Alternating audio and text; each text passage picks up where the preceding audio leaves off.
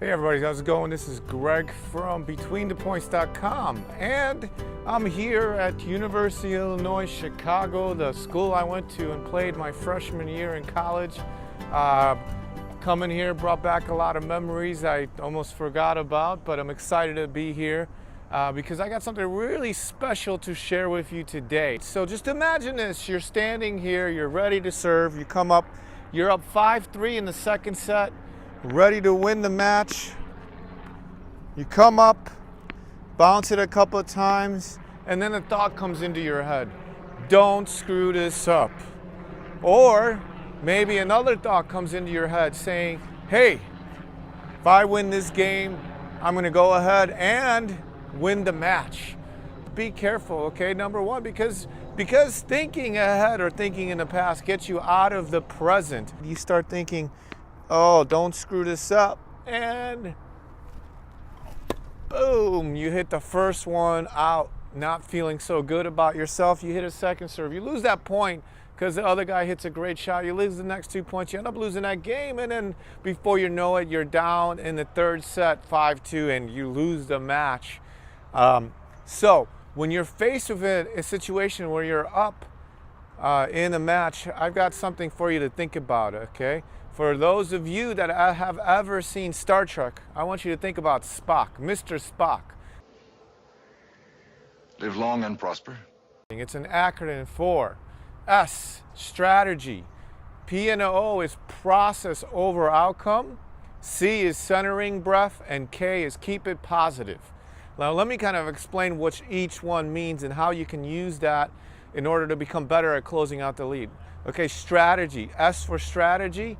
A lot of us, when we get to the position of about winning the match, we get caught up in the moment and we're like, okay, all I really need to do is get the ball in, right? So if we've been being very aggressive and going for our shots, we may start to, instead of continuing with that strategy, we may start to hit easy balls, and before you know it, you get really tight, and that muscles get tight, and we start making errors, right? Or maybe your strategy was to play the other guy's backhand or girl's backhand, and now all of a sudden you forget all about that because you're only a game away. So I want you to think strategy. Keep the strategy that has been working for you, right?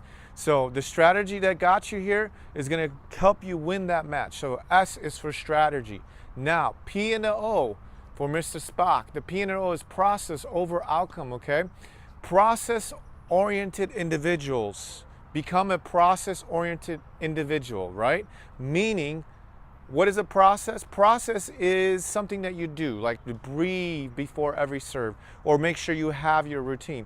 What is an outcome? Outcome is the result, right? Winning the match, or becoming number one in the world, or getting number one on your tennis team. Now, there's nothing wrong with having goals of outcomes, but here's what you really need to do. You need to have the outcome goals, set them, and then set process goals that are going to help you achieve your outcome goals, right? So meaning become 80% focused on your processes and 20% on the outcome. In fact, during your match, you should set process goals. Like for instance, a great process goal would be that you take a routine before every single serve, right? So that's your process goal. Or breathe, right? Or maybe take after every shot, you decide my process goal is that I'm going to go ahead and look at my strings, right?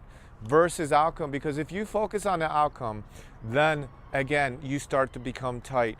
You start to play with fear. You start to get tendency, right? If you're focused on winning the match, how many times has that, caused you to lose a match, right? So become process-oriented versus outcome. And I've got a great video, which I'm going to link you here up above me to that blog post and that video about setting process goals versus outcome goals and how you can combine that to become, to play in the zone on the tennis court, okay? Now, C, centering breath. As you know, whenever you get to a situation where it becomes intense and you've got it on the line, your heart rate can go up. And when our heart rate goes up, again, our muscles get tightened up. Also, we have a harder time thinking clearer, right? When your heart rate goes up, boom, boom, things kind of just go in your head. So a great way to settle down your heart rate and is called what's called a centering breath. A centering breath is Dr. Jason Salk's. It's part of Dr. Jason Salk's mental workout, and you breathe in on a count of 6, hold it for 2, and breathe out for 7, right? You do that several times like this, and you go. And when you breathe, you want to breathe with your stomach, right? So put your hand on your stomach and go 1, 5, 6, hold it for 2, 1, 2, and then breathe out for 7. 1, 2, 3, 4, 5, 6, 7. If you do those centering breaths, it's going to bring your heart rate down. You are going to calm down a little bit, and you're going to be ready for the next point, ready for the game to close out the lead. And then finally, the K is keep it positive, right? Too many times I see on the tennis courts, players have a lead, they miss 1 or 2 shots, and all of a sudden they start getting negative. They start saying, oh, this always happens to me, right? This always happens to me where I lose, or I'm such a bad player, I can't close it out. Now imagine you put that on yourself. I'm a bad player. And you become a bad player, right? You all of a sudden label yourself. So why not keep it positive? Come up with some mantras. For instance, like, this is a tight match and I've been working really hard and I know I've got what it takes to win. So I'm ready to go right now and I'm taking this because I want this, right? Keeping mantras like that will keep you ready to take the lead and go with it, right? Keep it positive. So when you got the lead, think SPOCK. Live long and prosper, and you're going to be able to close out that lead. My name is Greg. This is Between the Points, and I thank you so much for watching this video here. I'm really excited because we love to help tennis players become mentally stronger and improve their game. Now, I got a question for you.